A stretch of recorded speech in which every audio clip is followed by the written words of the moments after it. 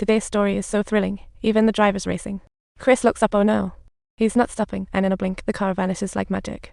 After keeping a safe distance from Chris, Lisa found the perfect spot to park and thought to call Vincent, noticing that shiny yellow car nearby. Subtitles: he thought the car was just passing, paid it little heed, engrossed in his call, until he saw the faces inside and was shocked.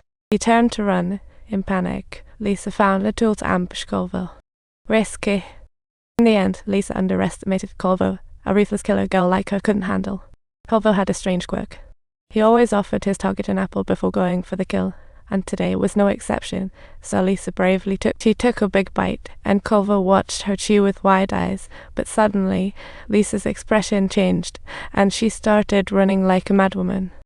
Just when she was desperately running for her life and heard Chris shouting, it felt like a lifeline, but when she saw Chris, Colville appeared behind her, and Colville didn't waste a second and started shooting at Chris, bullets flying everywhere with a bang.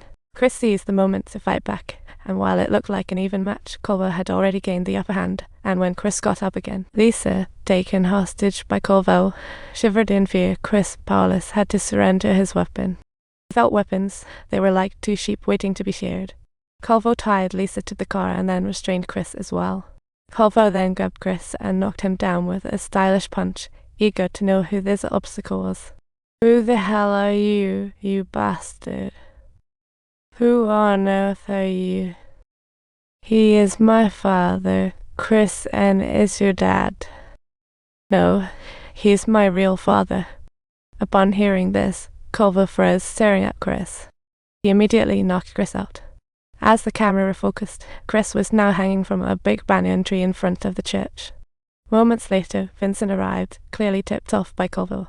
Once best buddies, they now wanted nothing more than to scatter each other's ashes. Vincent initially wanted to take care of Chris, but realized Chris might come in handy after all, thinking he had his men release Chris.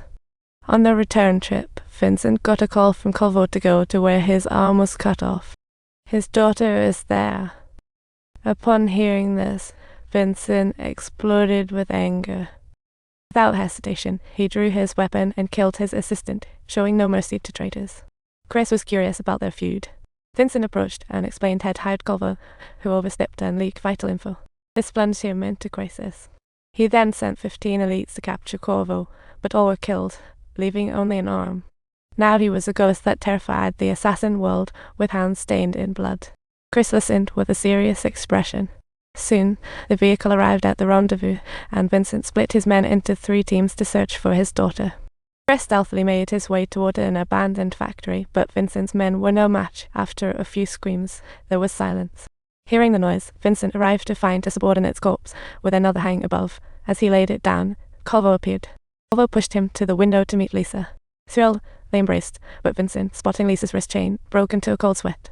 Next to them hung a menacingly sharp saw, and Colville flipped a switch, causing the chain to constrict slowly. Lisa's scream caught Chris' attention, revealing their location, but they just kept fighting like mad. Vincent rushed to the conveyor belt to turn it off, but found it was a huge shredder. He frantically pressed all the buttons, but the machine kept running like nothing happened. He tried using a metal rod to jam the machine, but that proved useless. In despair, he picked up the saw to cut his daughter's arm to save her, but hesitated. On the other side, Chris and Colville's battle escalated. Chris was furious and attacked mercilessly. Hearing this, Chris flew into a rage, attacking fiercely. Anger drove him to fight desperately, fearless of injury. Both fought with everything they had, hitting each other's weak points. After taking down Colville, Chris sprinted towards Lisa. However, Colville wasn't about to let him off easy. He quickly reacted and chased after Chris, continuing the fight. Chris was as anxious as a cat on a hot tin roof, delivering a kick to push Colville back as he continued towards Lisa by the shred. By the time he arrived, Lisa was already pulled to the edge of the machine by the chain. Just when it seemed like it was game over, Colville caught up. Chris fought desperately, but Colville's blade stabbed his abdomen, and a kick left him unable to resist. Subtitles. Lisa cried out in heart-wrenching agony, while Colville swiftly turned around, seized Vincent, pressed the blade of the knife against his throat, and grinned, saying, How does this scene strike your fancy? Vincent's mouth twitched as despair grew in his eyes. Lisa was seconds away from being devoured by the shredder. Colville, however, told Vincent that the switch was located on the first floor, clearly showing that there was simply no time left at all. But just at this critical moment, a hard diamond managed to bite through the iron chain. Lisa was miraculously freed, and Colville, infuriated, landed a heavy punch on Vincent.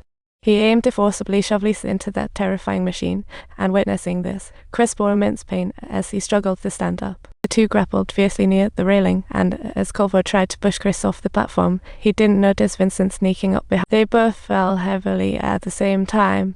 Fate's uncertain. Chris, battered and bruised, kept worrying about his own safety.